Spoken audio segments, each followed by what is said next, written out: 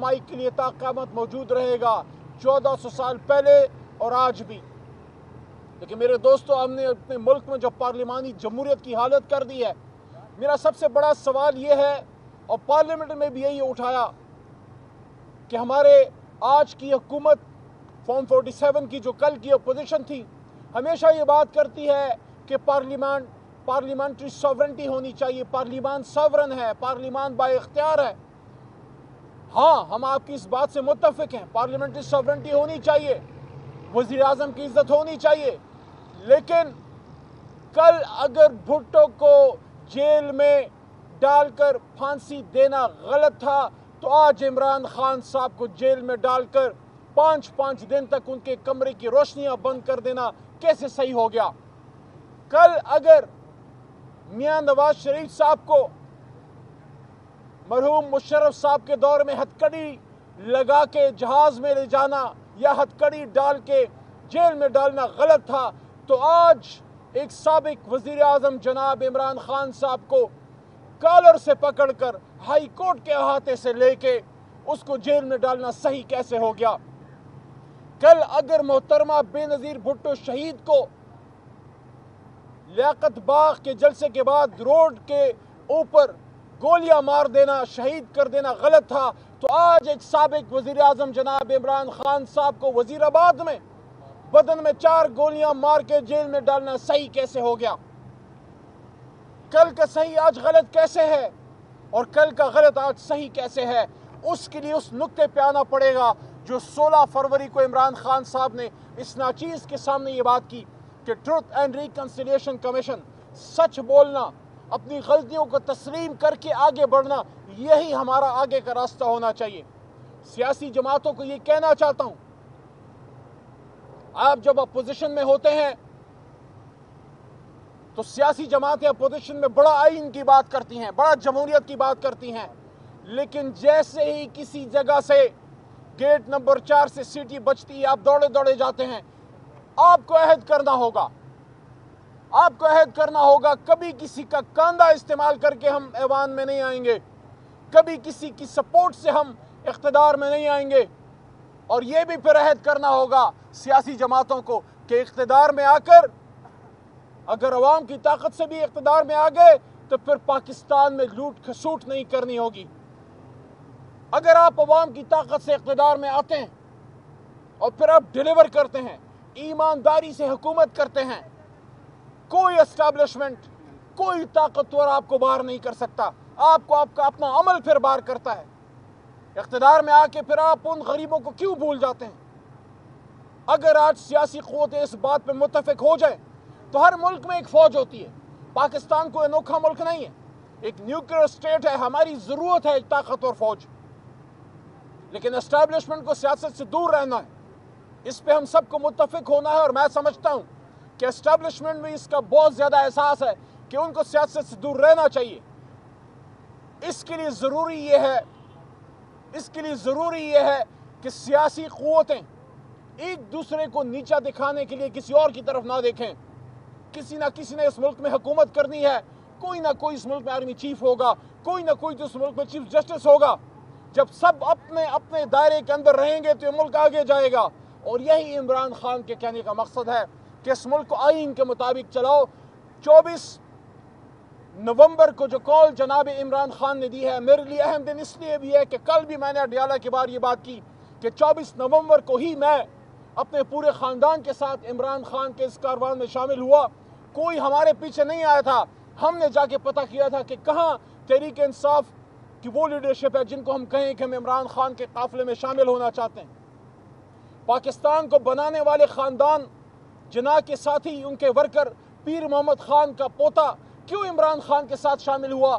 میں اور میرے جیسے بے شمار لوگ، یہ ہارون صاحب کھڑے ہیں، بے شمار لوگ عمران خان کے ساتھ اس کی محبت میں نہیں، عمران خان صاحب کے ساتھ اس کی پاکستان سے کمٹمنٹ کی وجہ سے عمران خان کا ساتھ ہم نے دیا۔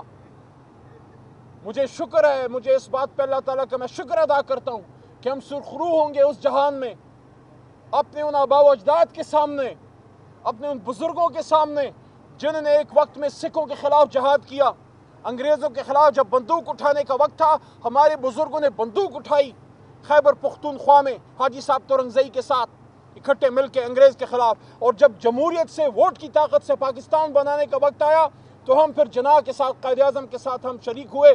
मैं इस बात पर अल्लाह का शुक्रगुजार हूँ। आप सबको भी होना चाहिए जो इस वक्त पाकिस्तान बचाने के लिए इमरान खान के साथ है, कि अगर हमारे बुजुर्गों ने पाकिस्तान बनाया था तो उनके पोते और नवासे आज पाकिस्तान बचाने के लिए एक मलंग आदमी, एक दरवेश के साथ हैं। आज हमारी यही इस्तदा है।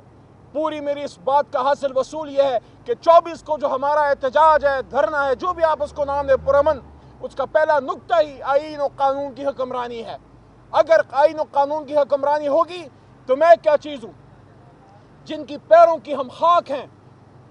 सरकार दो आलम हज़रत मोहम्मद मुस्तफ़ा सल्लल्लाहु अलैहि वसल्लम ने फरमाया था कि तुमसे पहले बहुत कौमें इसलिए तबाह हुई कि ताकतवर के लिए कानून और कमज़ोर के लिए कानून और होता था। तो तहरीक इंसाफ की सारी जदोजहदी रूल ऑफ लॉ की है। हमारी जदोजहदी एक रूल ऑफ लॉ की है। एक ताकतवर सुप्रीम कोर्ट हो, एक मजबूत तरीन चीफ जस्टिस हो जो जवाब दे भी हो, मुत्तक़िल अनान ना हो, और हर कोई अपना अपना काम करे, मुल्क आइन के मुताबिक चले और परफॉर्मेंस की बुनियाद पे वोट पड़े, और इस्टेब्लिशमेंट अपना काम करे, सियासतदान अपना काम करें। और इमरान खान ने बारहा ये बात की है कि मुल्क भी मेरा है और फौज भी मेरी है। तो फौज पाकिस्तान की ज़रूरत है। पाकिस्तान के लिए ये ऐसी ही ज़रूरत है जिस तरह एक बदन के लिए रूह की ज़रूरत है। लेकिन उनका अपना एक काम है जो कायद आज़म ने इस्टेब्लिशमेंट के हवाले से बात की थी स्टाफ कॉलेज में स्पीच करते वक्त, कि पॉलिसीज़ सिविलियंस बनाएंगे और बॉर्डर्स की हिफाजत हमारे इदारे करेंगे, और जब सब अपना अपना काम करेंगे तो कोई इख्तलाफ नहीं होगा। मेरे ख्याल में अब वक्त आ गया है।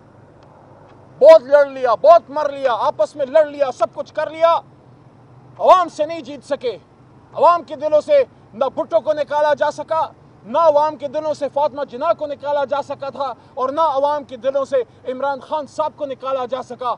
लड़ने का वक्त नहीं, 24 को हम निकल रहे हैं, उससे पहले भी मौका है। इमरान खान साहब ने, जब मैंने पूछा कि अगर कोई बात करना चाहता है तो किससे करे, उन्होंने कहा मुझसे डायरेक्ट बात की जाए। तो पाकिस्तान बचाने के लिए, पाकिस्तान को मजबूत करने के लिए मैं समझता हूँ कि वक्त है, इस वक्त से फ़ायदा उठाएं। गुफ्तगू से बड़े बड़े मसले हल होते हैं, टेबल पे बैठ के बड़े बड़े मसले हल होते हैं। और एक बार फिर हम क्या और मैं क्या और इमरान खान क्या, जिनकी पैरों की हम खाक हैं, सरकार दो आलम हज़रत मोहम्मद मुस्तफ़ा सल्लल्लाहु अलैहि वसल्लम की ज़िंदगी से मिसाल है सुलह हुदैबिया की। हम समझते हैं कि पाकिस्तान के सियासी मसाइल का हल गुफ्तगू में है। अगर वो नहीं होगी तो फिर तो हम एहतजाज में तो निकल रहे हैं, वो हमारा काम है। लेकिन इस वक्त हमारे चैलेंजेस हैं, पाकिस्तान को बैरूनी अंदरूनी चैलेंजेस हैं। पाकिस्तान अगयार की आंखों में एक आंख नहीं भाता, ना उनको हमारी न्यूक्लियर एसेट से एक आंख भाती है, ना एक इस्लामी रियासत एक आंख भाती है। आप ये देख रहे हैं मुल्क के अंदर कितने चैलेंजेस हैं, सिक्योरिटी के मसाइल हैं, मईशत कमज़ोर है, गरीब बेहाल है, महंगाई से बुरा हाल है।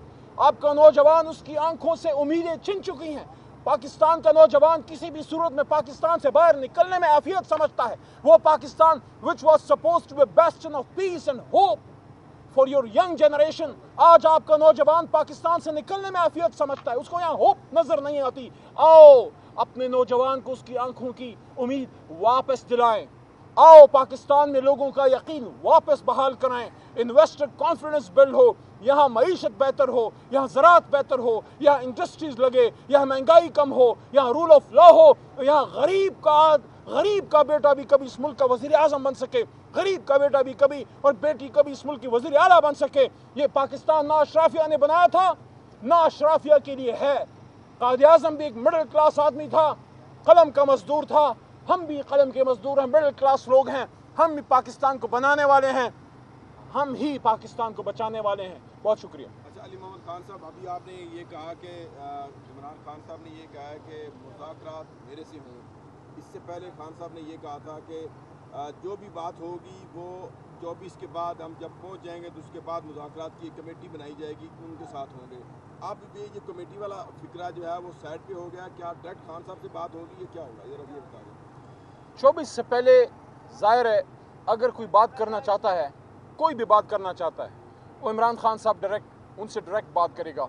मैंने पूछा था, जिस पे उन्होंने बताया कि बिल्कुल मेरे से आप बात करें।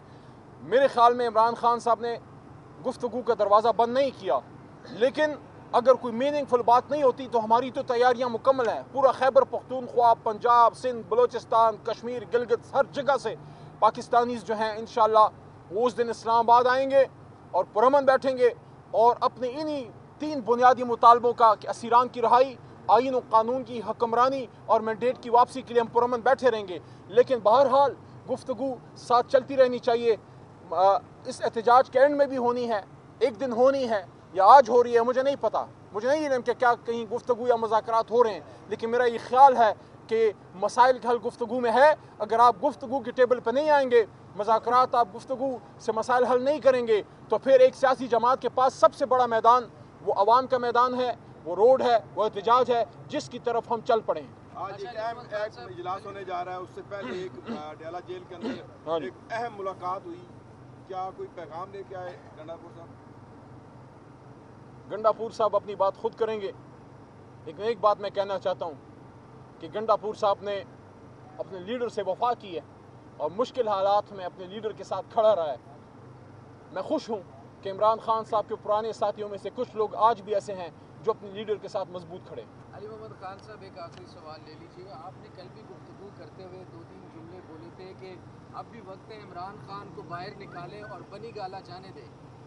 دوسرا آپ نے ابھی بھی کہا کہ بات ہونی چاہیے مفاہمت کی طرف آپ لے کر شاید جانا چاہتے ہیں. آپ کی گفتگو سے یہ تاثر جا رہا ہے، تو آپ کس کو میسج دے رہے ہیں؟ ایک تو یہ بتا دیجیے. دوسرا جو بات چیت چل رہی ہے جس کی خبریں اس وقت ہیں، کیا واقعی کوئی آفر، کوئی بات چیت اس وقت چل رہی ہے کہ آپ بھی کہہ رہے ہیں کہ عمران خان کو نکالیں اور بنی گالا جانے دیں؟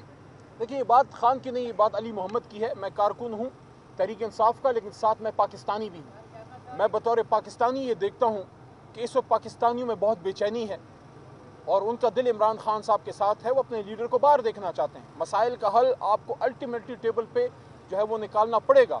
اس لیے میں یہ بات کرتا ہوں کہ عمران خان صاحب کو جو قوم کا لیڈر ہے اس کو باہر نکالیں، اس سے آپ بات کریں. ملک کے آگے جانے کے لیے آپ ڈسکشن کریں کہ مینڈیٹ کا کیا ہوگا، یہ سپریم کورٹ کا کیا ہوگا. یہ 26ویں آئینی ترمیم میں جو آپ نے سارا کر ڈالا ہے، پاکستان کی سپریم کورٹ کو آپ نے کمزور کر دیا. ایسے ملک تھوڑی چلتے ہیں. اس کے ساتھ ساتھ جو فاصلے پیدا ہو گئے ہیں عوام میں اور اداروں میں، ان فاصلوں کو ختم ہونا چاہیے.